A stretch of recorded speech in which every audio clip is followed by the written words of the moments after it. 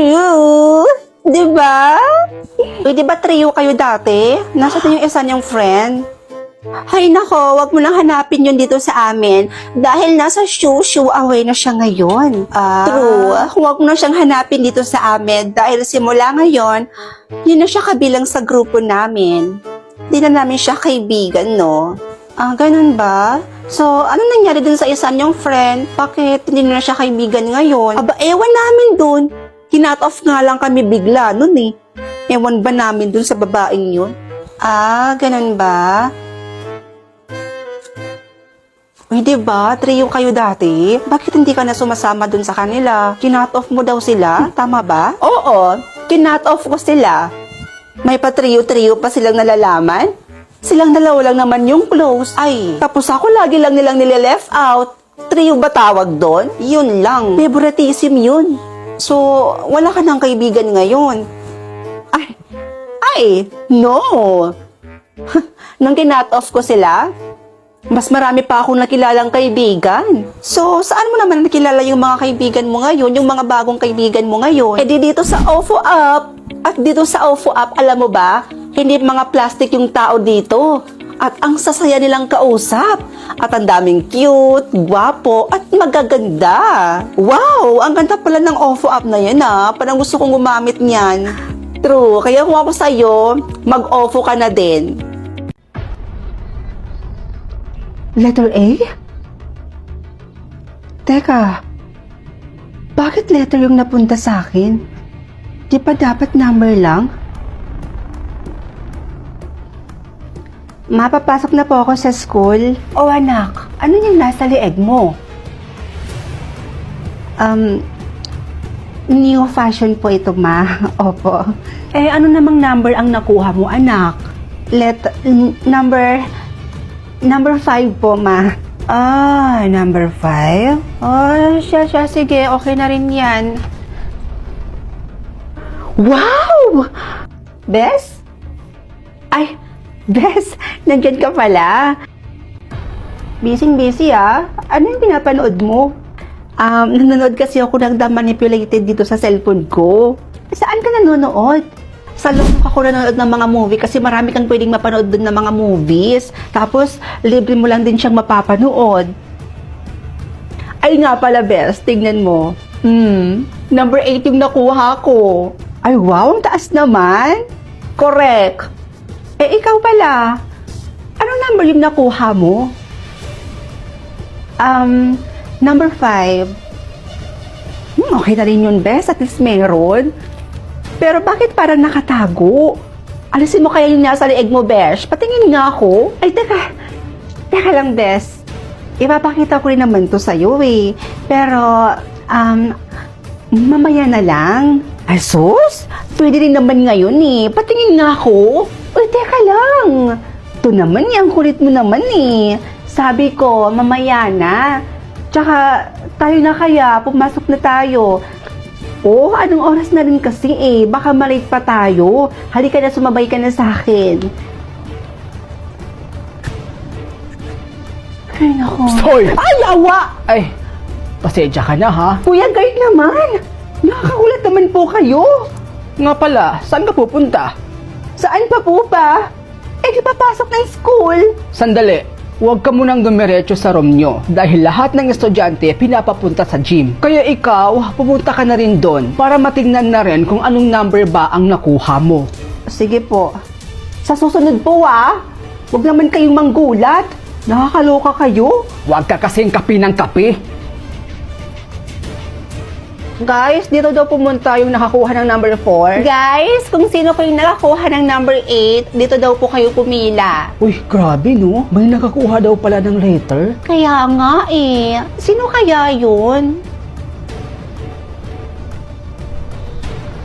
Diyos ko, ako na yung susunod. Bakit parang kinakabahan ako? Ako lang kasi yung naiiba dito eh. Ba't kasi later yung napunta sa akin?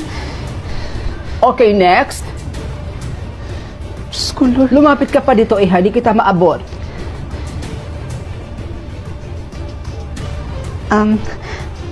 Sir, pwede po bang bukas nyo na lang po i-check yung sa akin. Iha, huwag na natin tong patagalin. Ipakita mo na lang kung ano yung number na nakuha mo. Dahil nagmamadali ako. Sige po.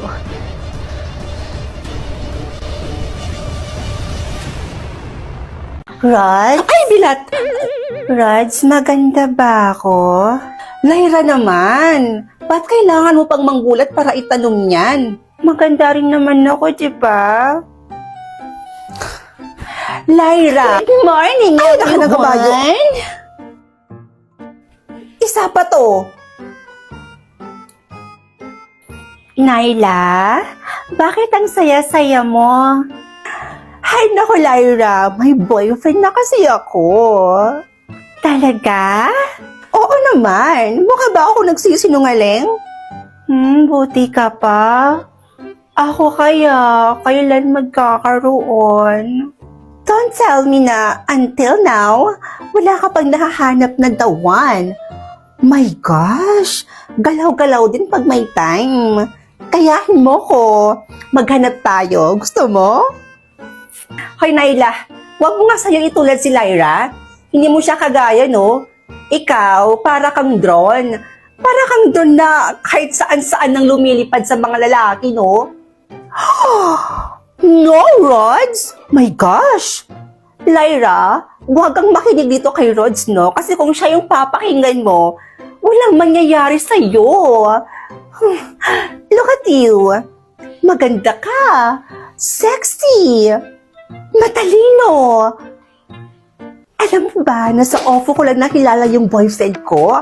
At nafe-feel ko rin, girl, na sa OFO mo rin makikilala yung magiging future boyfriend mo. Alam mo, sa panahon ngayon, ay nako, ang dami na talagang gumagamit ng OFO na yan. Mapababae, lalaki, o anumang gender yan. Sa OFO na sila nakatambay ngayon. Maraming gwapo, cutie, at maraming hot. Talagang ba, Naila? Aha? Friend? Ganyan ba talaga yung friend mo? Sa totoo lang, ang sarap niyang tirisin. Nakakapikon. Naila, may sinasabi ka? Ha? Wala. Wala akong sinasabi. Ang sabi ko dito sa isa akong friend is aalis na ako. Bye everyone. See you later. Bye, Naila. Naila! Bye. See you. Yung mga mahihirap, kaya lang naman yan sila tumatakbo dahil gusto nilang malasap yung buhay na mayroon sa mga mayayaman. Hindi ba't ang mga mayayaman, sila yung may kadalasang itinatagong kayamanan na hindi naman talaga sa kanila. Para sa inyong mga kabataan, sino nga ba ang dapat manalo ngayong halalan? Ang taong laki sa hirap o ang taong laki sa yaman? Ako na.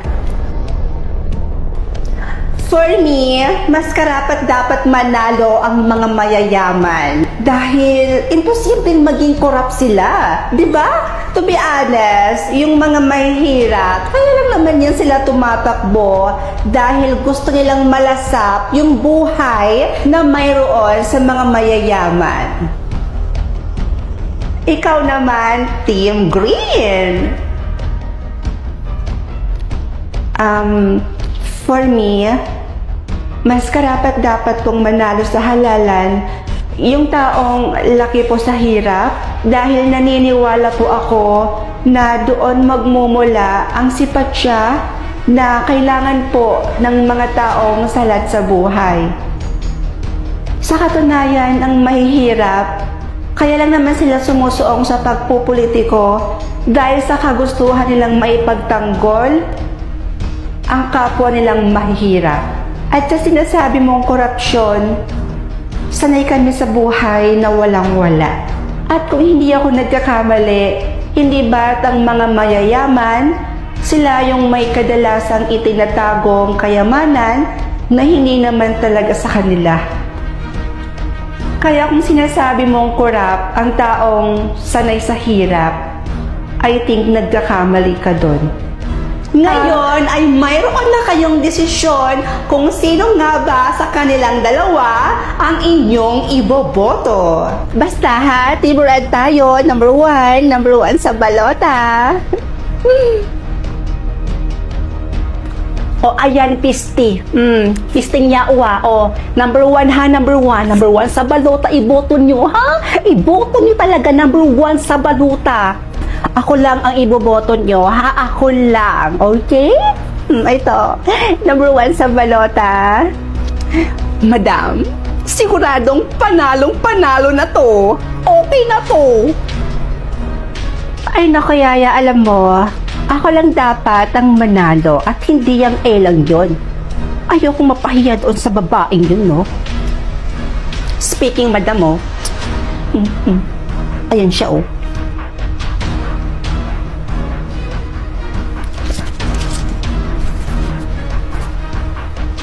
Number 2 po.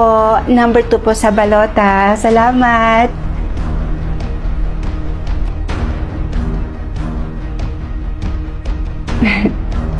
Alam nyo, manalo man o matalo, itutuloy ko pa rin yung yearly fundraising dito sa lugar na to.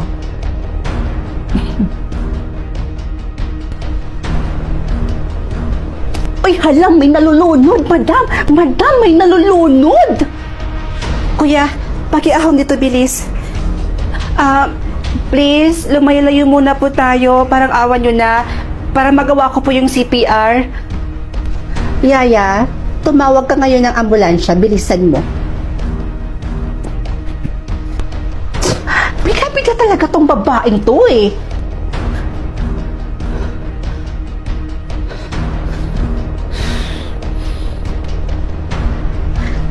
Nay, eto oh. Ayan, pambili niyo ng salbabida. Madam! Alam na nila kung sino yung nanalo. May resulta na. Antayin mo, madam. I-announce na yun nila. Madam! Oh, really? Ngayon, magkakaalaman na. Magandang araw ho sa ating lahat. Gusto ko lang ho malaman ninyo na mayroon na hong resulta ang botohan ngayong araw. At ang nanalo sa inyong dalawa, ang numerong